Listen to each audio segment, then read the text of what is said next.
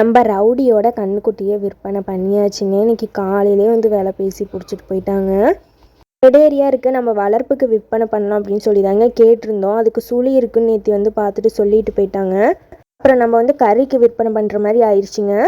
வளர்ப்புக்கு கொடுத்துருந்தோன்னா எங்களுக்கு கொஞ்சம் சந்தோஷமாக இருக்குங்க. கறிக்கு கொடுக்கும்போது எங்களுக்கு ரொம்பவே அந்த நாள் அன்றைக்கி கவலையாக தான் இருக்கும். கண்ணுக்குட்டி இந்த இடத்துல கட்டியிருப்போமே, இன்னைக்கு இல்லையே அப்படின்ட்டு.